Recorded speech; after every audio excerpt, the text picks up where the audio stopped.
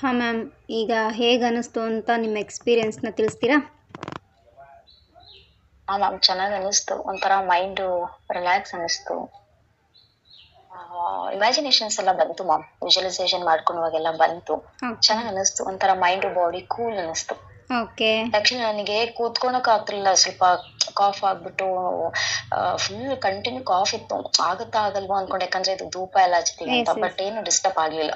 ಹ್ಞೂ ಹ್ಞೂ ಹ್ಞೂ ನನ್ಗೆ ಅದೇ ಅನ್ಕೊಂಡೆ, ಏನು ಕಾಫ್ ಬರ್ಲಿಲ್ವಲ್ಲ ಅಂತ. ಚೆನ್ನಾಗಿ ಅನಿಸ್ತು ಮ್ಯಾಮ್. ಓಕೆ, ಮತ್ತೆ ಏನು ಫೀಲ್ ಆಯಿತು?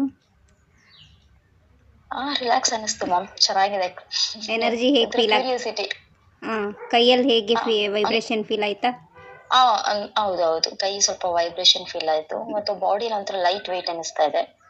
ಒಂಥರ ಬಾಡಿ ಪೇನು ಅನಿಸ್ತಾ, ಒಂಥರ ಬಾಡಿ ಪೇನ್, ಬಾಡಿ ಸ್ಟ್ರೆಸ್ ಇತ್ತು. ಸ್ವಲ್ಪ ಲೈಟ್ ವೆಯ್ಟ್ ಅನಿಸ್ತಾ ಇದೆ ಮ್ಯಾಮ್. ಈಗ ಬಾಡಿಯಲ್ಲಿ ಅನಿಸ್ತಿಲ್ಲ. ಬ್ಯಾಕಲ್ಲಿ ರಿಲ್ಯಾಕ್ಸೇಷನ್ ಅಥವಾ ವೈಬ್ರೇಷನ್?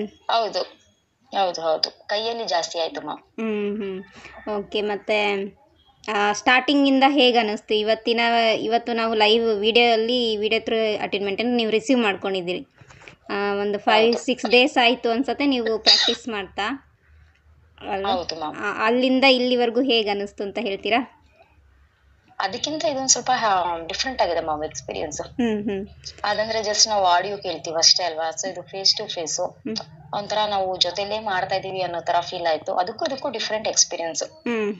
ಓಕೆ ಮ್ಯಾಮ್, ಏನಂದರೆ ಇಷ್ಟು ದಿನ ನೀವು ನಾರ್ಮಲಿ ವಾಯ್ಸ್ ರೆಕಾರ್ಡ್ ನಾನು ಕಳಿಸಿದ್ದೆ, ನೀವು ಅದನ್ನು ಜಸ್ಟ್ ನೀವು ಮೆಡಿಟೇಷನ್ ರೂಪದಲ್ಲಿ ಮೆಡಿಟೇಷನ್ ಮಾಡ್ತಾಯಿದ್ರಿ. ಬಟ್ ಇವತ್ತು ಶಕ್ತಿಪಾತ ಆಗಿದೆ, ಅಂದರೆ ನಿಮ್ಮ ಅವರ ಓಪನ್ ಮಾಡಿಬಿಟ್ಟು ಚಕ್ರಗಳಿಗೆ ಎನರ್ಜಿ, ಲೈಕ್ ನಿಮ್ದು ಹೌದೌದು, ನಿಮ್ ವೈಬ್ಸ್ ಅದು ನನಗೆ ಸೆನ್ಸ್ ಆಗ್ತಾ ಇದೆ. ಎನರ್ಜಿ ಬೂಸ್ಟ್ ಆಗಿರುತ್ತೆ. ಸೊ ಇವತ್ತಿಂದ ನೀವು ರೇಖಿ ಲೆವೆಲ್ 1 ಪ್ರಾಕ್ಟೀಷನರ್ ಆಗಿದ್ದೀರಿ. ನಿಮಗೆ ಕಂಗ್ರ್ಯಾಚುಲೇಷನ್ಸ್.